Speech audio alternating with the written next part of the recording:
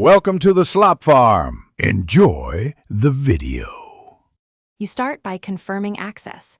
Make sure you have Chatgpt with image input enabled and Google Lens available on your device.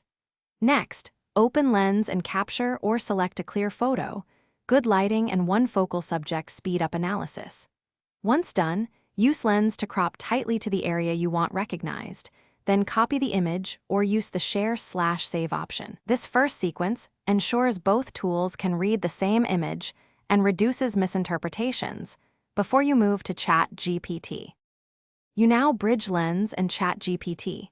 Export the Lens result, either save the annotated image or copy the recognized text and image link. Then upload the image into Chatgpt or paste the link and immediately tell Chatgpt your goal and preferred output format, for example, summarize, translate, or extract data. Make sure to include Lens hints, like detected languages or objects, so Chatgpt leverages that extra context.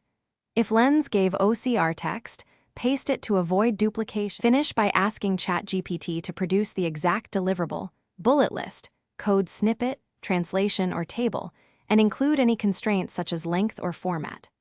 If the model misreads content, make sure to recrop and retake the photo with better lighting, or paste the OCR text from Lens to remove ambiguity.